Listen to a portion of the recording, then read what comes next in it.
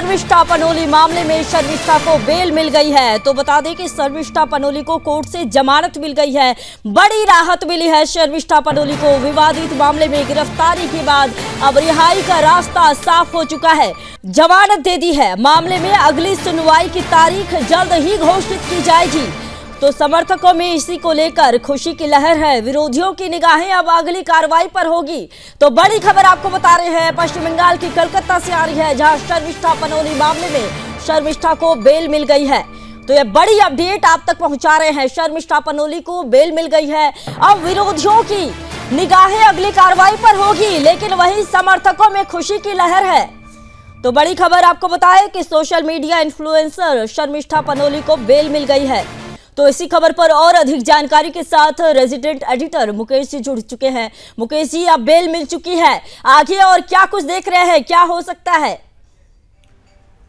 संगीता, देखिए, बेल तो मिल गई है। बेल की कुछ शर्तें भी हैं। 10,000 के मुचलके पे बेल दिया गया है और बाहर जाने से रोका गया है। पासपोर्ट जमा कराने के लिए कहा गया है, लेकिन ये सामान्य शर्तें हैं, क्योंकि कोर्ट ने कहा कि अगर पूछताछ ही करनी है तो पूछताछ करने के लिए जो है उसे जेल में रखना कोई ज़रूरी नहीं है। तो ये एक सामान्य जो है प्रक्रिया है जिसके तहत ये बेल दी गई है। लेकिन एक दिन पहले जब सोमवार को जब बेल पे सुनवाई हो रही थी, तो पार्थ सारथी चटर्जी, जो कि जस्टिस है हाईकोर्ट, कोलकाता हाईकोर्ट के, उन्होंने यह कहते हुए बेल देने से मना कर दिया था कि यह सांप्रदायिक मामला है, और काफ़ी फटकार भी लगाई थी। उसके बाद से सोशल मीडिया पर काफ़ी उनकी खिंचाई भी हो रही थी और लोग ये कह रहे थे कि वजाहत खान जो एफआईआर दर्ज कराया था शर्मिष्ठा के खिलाफ, वजाहत खान के खिलाफ भी पूरे भारत में लगातार अब जो है एफआईआर हो रहा है। करीब 7 से 8 एफआईआर जो है वजाहत खान के खिलाफ भी किए जा चुके हैं, लेकिन अब तक उसकी गिरफ्तारी नहीं हुई है। और मुझे लगता है कि यह एक तरीके का दबाव है। वजाहत खान पे केवल केस हुआ है और वो अंडरग्राउंड है, अभी तक उसकी गिरफ्तारी नहीं हुई है। दूसरी तरफ इसी तरीके का मामला जो है शर्मिष्ठा के खिलाफ भी वही आरोप है जो वजाहत खान के खिलाफ है, जिसने शर्मिष्ठा के खिलाफ जो है एफआईआर दर्ज करवाई थी। तो ये सारी एक तरीके से लोग जो है इसको बैलेंसिंग एक्ट की तरफ भी देख रहे हैं कि जब उसकी गिरफ्तारी नहीं हुई तो इन्हें जमानत दे दिया जाए। हालांकि कोर्ट ने जो कहा है, कोर्ट ने कहा है कि यह सशर्त जमानत है, आपको बाहर नहीं जाना है, पासपोर्ट जो है आपको कोर्ट में जमा कराना पड़ेगा और पूछताछ में जो है आपको सहयोग देना पड़ेगा। तो पूछताछ अभी जारी, केस खत्म नहीं हुआ है, जमानत मिल गई। थोड़ी राहत जरूर है कि जेल से बाहर वो रहेगी, क्योंकि उसके वकील ने यह भी शिकायत की कि जेल में जो बेसिक सुविधाएं हैं जो एक कैदी को मिलना चाहिए था, वो सुविधाएं भी इसे नहीं दी जा रही थी वहाँ पर। इसकी शिकायत भी कोर्ट में की गई थी और उसके बाद से ये जमानत मिली है उसे। जमानत मिलना एक सामान्य प्रक्रिया है। मुझे लगता है कि इसमें जमानत मिलना कोई ज़्यादा कठिन कार्य नहीं था, लेकिन जो आरोप लगाए गए हैं, जो धाराएं इसके खिलाफ जो इम्पोज की गई है, मुझे लगता है कि उन धाराओं को हटाया जाना चाहिए। उन धाराओं के खिलाफ जो है जो कोर्ट में, हालांकि अब जो बहस होगी तो बहस में ये पता चलेगा और उसके बाद ही ये पता चल पाएगा कि ये कितना सीरियस मामला है और जिस आधार पे केस बनाया गया है उसको कोर्ट कितनी गंभीरता से लिया है कोर्ट ने। देखिए मुकेश जी, एक और सवाल यहाँ पर उठ रहे हैं, क्योंकि जिस तरह से देखिए पुलिस की भूमिका पर एक बार फिर से सवाल उठ रहे हैं। पुलिस ने पिछले डेट के दिन केस डायरी सबमिट नहीं की थी, ऐसे ही खबर सामने आ रही थी। बताया जा रहा था कि जिस तरह से गार्डन रीच जो जगह है, जो कि वजाहत खान वहीं पर रहता है, तो कहीं ना कहीं ये आरोप लग रहा था कि वजाहत खान के प्रेशर या फिर उसके साथ, यानी कि उसका कहीं ना कहीं वहां पर मौजूदगी थी, उसका कहीं ना कहीं कोई प्रेशर था पुलिस पर, पुलिस उसके दिशा निर्देश पर चल रही थी। और साथ ही ममता सरकार पर भी सवाल उठ रहे थे कि जानकर केस डायरी को रोका गया, नहीं तो पिछले दिनों ही शर्मिष्ठा की बेल हो जाती। इस चीज को आप कैसे देख रहे हैं? ठीक है, आपने केस डायरी जो है किसी भी जो आरोपी होता है उसके जमानत के लिए केस डायरी का वहां पर कोर्ट के सामने, जज के सामने होना काफ़ी ज़रूरी होता है, लेकिन केस डायरी जो है वहां पर प्रोड्यूस नहीं किया गया था पहली बार और इसी वजह से जो है जमानत नहीं मिल पाई थी। तकनीकी वजह यह बताई गई थी कि केस डायरी वहां पे नहीं है। और जैसा कि आपने कहा कि जो गार्डन डिच थाना है वो मिनी पाकिस्तान आप उसे कह सकते हैं, जो इलाका है वो मिनी पाकिस्तान है। करीब 70% मुसलमान जो है उस एरिया में रहते हैं और वो उस क्षेत्र के जितने भी अधिकारी हैं उन सब पे वहाँ के जो मुसलमान हैं उनका एक तरीके से दबाव होता है और वो सारे टीएमसी के समर्थक, टीएमसी के कार्यकर्ता है वहाँ पे। और कोलकाता में खासतौर पर देखें, जो वामपंथी सरकारें हुआ करती थी उस दौरान जो एक सरकार में एक प्रक्रिया बनाई गई थी, या कहें जो एक हायरार्की होती है कि थाना के पैरेलल पार्टी का ऑफिस चलता है और थाना कोई भी केस दर्ज करेगा या उसमें क्या केस डायरी लिखेगा, क्या रिपोर्ट देगा, ये सारी चीज़ें पार्टी कार्यालय से तय होती थी, यानी वामपंथी दल के जो कार्यालय थे वहाँ से तय होती थी। अब इसी धर्रे पे जो है टीएमसी भी जो है चल रही है और हर एक थाना क्षेत्र में टीएमसी का अपना ऑफिस होता है और थाना को क्या करना है क्या नहीं करना ये सारे निर्देश जो है पार्टी ऑफिस से जाता है वहां पर। तो इस मामले में भी गार्डन रीच थाना को जो अंदर खाने जो खबर है कि वहां टीएमसी के कार्यालय से निर्देश गया था और इसीलिए केस डायरी जो है वो सबमिट नहीं किया गया था और केस डायरी सबमिट नहीं होने के कारण जो है उसे जमानत नहीं मिल पाई थी। लेकिन उसके बाद से जिस तरीके से सोशल मीडिया और हिंदुवादी संगठनों ने वहां पर कोलकाता में और खासतौर पे गार्डन रीच एरिया में भी आपने श्रीराम स्वाभिमान सेना के लोग ने गार्डन रीच एरिया में जाकर के उसी थाने में जो है वजाहत खान के खिलाफ रिपोर्ट दर्ज करवाई थी। हालांकि जो अधिकारी थे वहां पुलिस के उन्होंने केवल कंप्लेन लिया था और वहां पर एफआईआर दर्ज नहीं की थी उस कंप्लेन के आधार पे।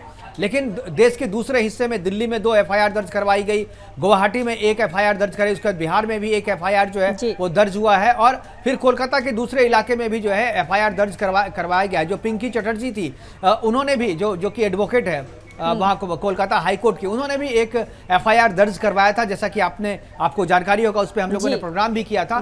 तो अब वजाहत खान के खिलाफ भी जो है कार्रवाई की मांग हो रही है और इसीलिए इसी दबाव में जो है केस डायरी को प्रोड्यूस किया गया और आज जो है बेल की प्रक्रिया जो है वो आसान हो पाई। इस बीच एक और खबर आ रही है, पृथ्वीराज पनोली जो कि शर्मिष्ठा के पिता हैं, आज उन्होंने पहली बार चुप्पी तोड़ी है।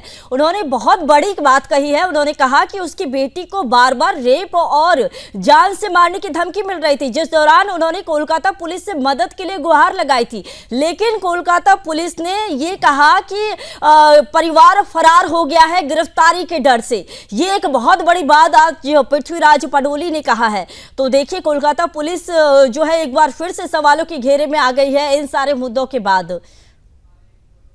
इस अप्रोच उसका शुरू से दिख रहा है। कोलकाता पुलिस का जो अप्रोच है वो प्रोफेशनल अप्रोच नहीं था शुरू से। 1500 किलोमीटर वो जो है गिरफ्तार करने के लिए, शर्मिष्ठा पनोली को गिरफ्तार करने के लिए गुरुग्राम चली आती है।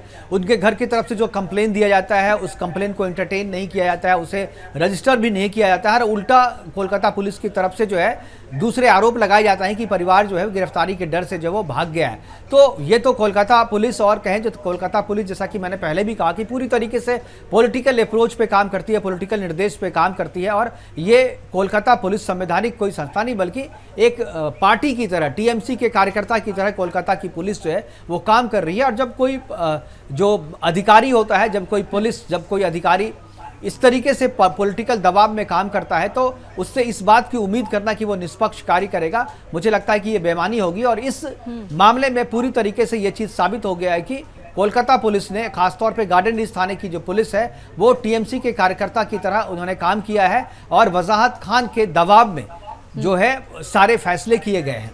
देखिए इस बीच एक और सवाल उठता है कि जिस तरह से शर्मिष्ठा का यह वीडियो जो है बताया जा रहा है कि पाकिस्तान के पास था, तो क्या जानबूझकर शर्मिष्ठा के जो वीडियो थे उसको सांप्रदायिक रूप देने की कोशिश की गई है?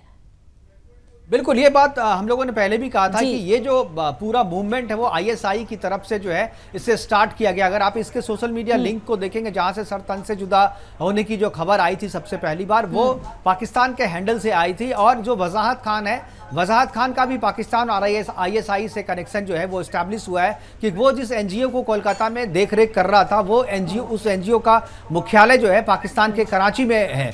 तो निश्चित तौर पे इस बात की भी जांच हो रही है और इसको लेकर के भी कंप्लेन किया गया है, लेकिन सिर्फ कंप्लेन के लेवल पे ही जो वो चीज़ें हैं उसको एफआईआर की तरह जो है कोलकाता या गार्डन रीच की पुलिस ने उसे दर्ज नहीं किया है, उसे एक्सेप्ट नहीं किया है। तो इस बात की जांच भी हो रही है कि दूसरी जगह जो जैसे गुवाहाटी में और दिल्ली में जो थाना में जो मामला दर्ज हुआ उसमें भी इस बात को कंप्लेन में रखा गया है कि वजाहत खान जो है इसका संबंध जो है आईएसआई और पाकिस्तान से है। तो यहाँ पर उसकी जाँच हो रही है, लेकिन कोलकाता में जहाँ पर इसकी जाँच होनी चाहिए, जहाँ पर उसका जो एनजीओ है वो एनजीओ वहां पर ऑपरेट कर रहा है, उसकी जांच कोलकाता पुलिस को करनी चाहिए। और वो उसी एरिया में, गार्डन रीच एरिया में ही उसका ऑफिस भी है इस स्काई फाउंडेशन का, जो कि कराची में जिसका हेडक्वार्टर है। तो इसकी जांच जो है पाकिस्तान के दबाव में या कहें मुस्लिम वोट के दबाव में, एक तरीके से मुस्लिम तुष्टीकरण की जो बात है, इसलिए ममता बनर्जी जो है वजाहत खान के खिलाफ कोई भी सख्त एक्शन या उसे खासतौर पर आईएसआई और पाकिस्तान से जोड़ने वाली जो घटना है उसको टीएमसी की जो पुलिस है, ममता की जो पुलिस है, उसे हाईलाइट करना नहीं चाहती है और उस पर कोई भी किसी भी तरीके का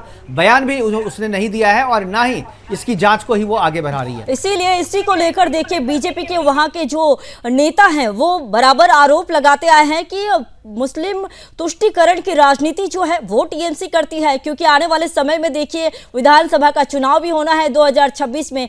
तो विधानसभा के चुनाव में जो वहां पर मुस्लिम वोट बैंक की जो फीसदी है, यानी कि 30% से ज्यादा जो है वहां पर मुस्लिम वोट बैंक है, उसी को साधने का प्रयास कर रही है टीएमसी, और जिसको लेकर देखिए कोई बयान नहीं आया है। तो चलिए फिलहाल बहुत बहुत धन्यवाद मुकेश जी, आप जुड़े, आपने जानकारी दी। तो देखिए फिलहाल शर्मिष्ठा को बेल मिल गया है।